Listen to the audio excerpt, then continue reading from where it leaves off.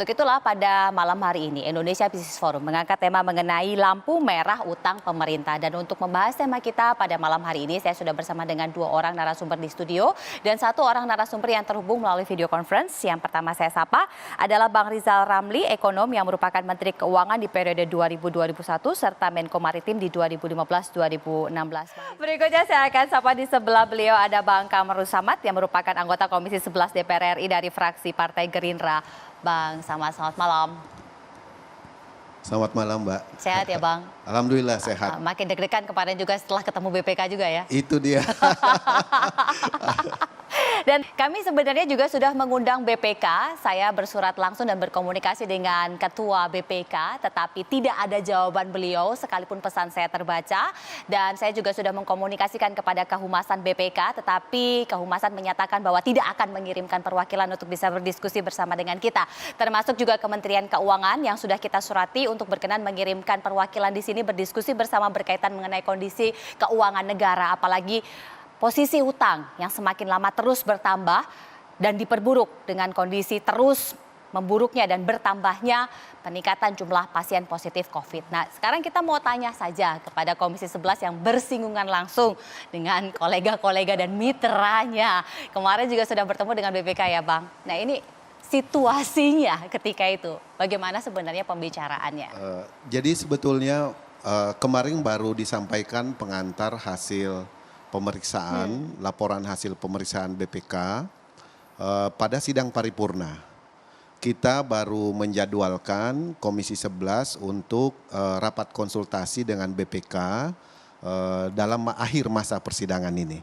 Jadi tentunya dalam rapat konsultasi nantinya kita akan mendapatkan penjelasan-penjelasan secara rinci apa saja yang sudah dilakukan oleh BPK, pemeriksaan keuangan negara, lalu kemudian rekomendasi-rekomendasinya, mana yang sudah dilaksanakan dan mana yang belum, kemudian mana rekomendasi berulang yang selama ini terus menjadi temuan tetapi belum ada tindak lanjut dari kementerian dan lembaga. Hal-hal itu barangkali yang kita perlu waktu untuk kembali mempertajam.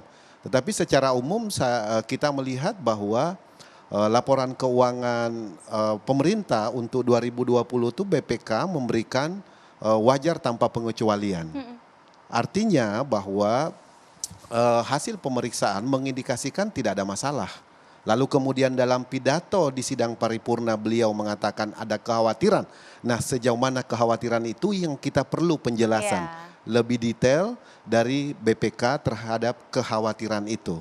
Apakah sekedar indikator terhadap pinjaman utang pemerintah kita atau lebih dari itu? Nah, kalau lebih dari itu apa saja yang kemudian memiliki dampak-dampak terhadap keuangan negara kita baik hari ini dan ke depan.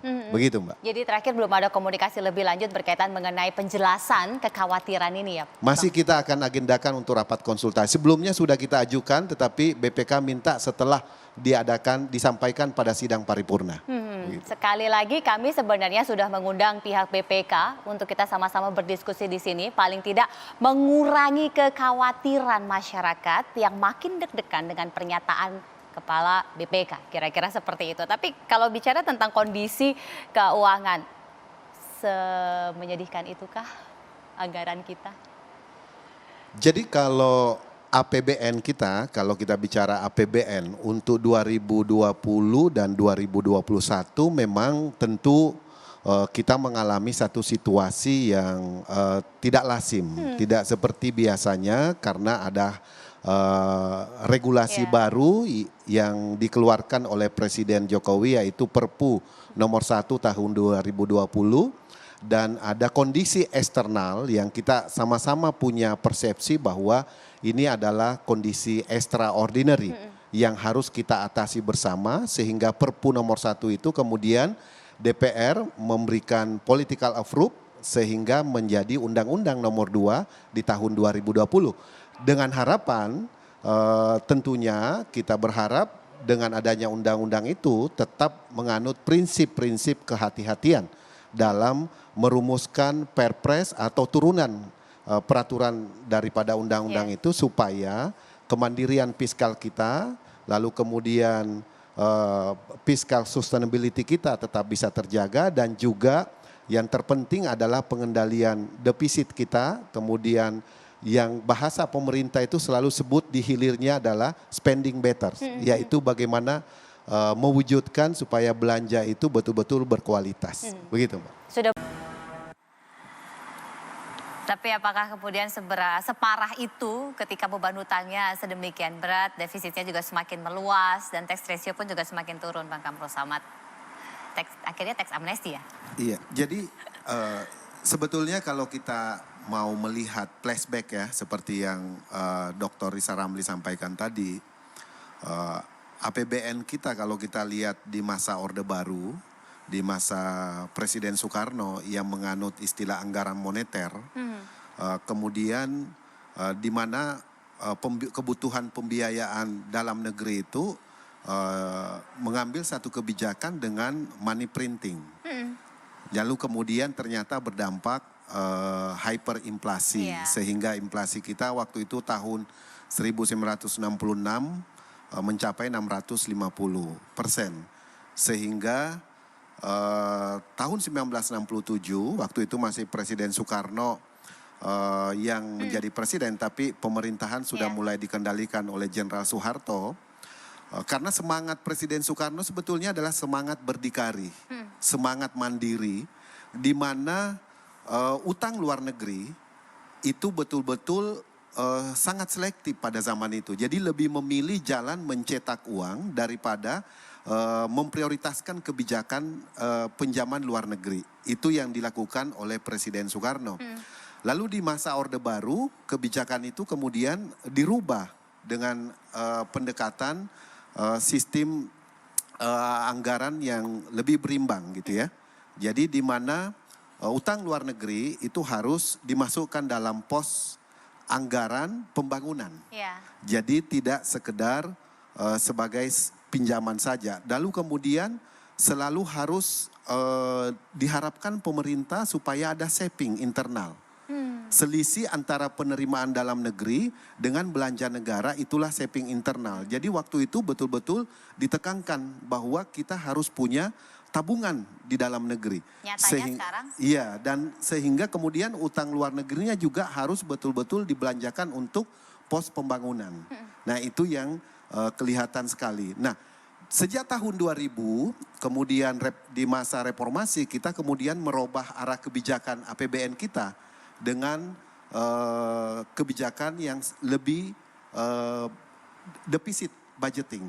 Jadi bagaimana caranya supaya rencana pembangunan itu kalau anggarannya kurang dibiayai dari defisit. Nah defisit ini kemudian ditutupi dengan pinjaman, baik pinjaman dalam negeri maupun pinjaman luar negeri. Nah arah kebijakan inilah kemudian yang terus hampir 20 tahun ini di zaman reformasi ini yang mewarnai kebijakan fiskal kita. Yang kemudian dalam 10 tahun terakhir ini misalnya BP kita, balance primary kita itu sudah up and down. Pernah memang posisinya positif, tetapi di 2005 sampai 2011 kalau tidak salah ya Bang Rizal.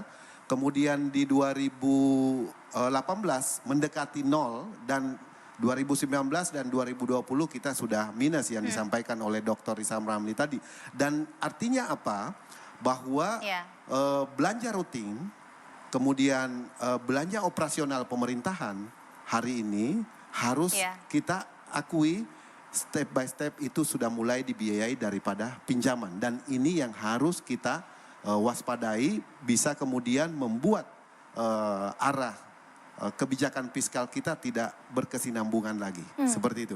Jadi ada kekhawatiran tersendiri karena operasional kita saja sudah dibiayai oleh utang, dan utangnya semakin besar, 46% sekarang rasionya dibandingkan dengan PDB. Bagaimana kemudian yang bisa kita lakukan untuk bisa meminimalkan hal itu? Sebentar lagi kita akan lanjutkan, tetaplah bersama kami. Silakan Bang Kamrul Samad. Ya, saya ada 3 poin sebetulnya yang ingin menjadi perhatian kita, termasuk pemerintah. Yang pertama, hentikan anomali kebijakan fiskal. Apa yang saya sebut anomali kebijakan fiskal, defisit kita semakin meningkat, tetapi silpa kita juga meningkat.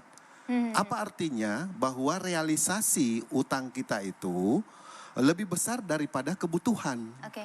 Ini yang artinya masih ada kekurang-akuratan. Yang kedua, penajaman terhadap penggunaan anggaran. Ini sangat penting. Baik. Jadi fokuskan dulu pada penanganan COVID dan pemulihan ekonomi. Yang ketiga, hentikan anggaran yang tidak tepat sasaran. Caranya salah satunya integrasikan data bansos dengan data subsidi supaya betul-betul kita bisa mengurangi bantuan pemerintah sehingga tidak tepat sasaran lagi. Itu yang sangat penting dilakukan supaya tekanan fiskal kita bisa kita atasi. Begitu, Mbak. Kuncinya adalah data.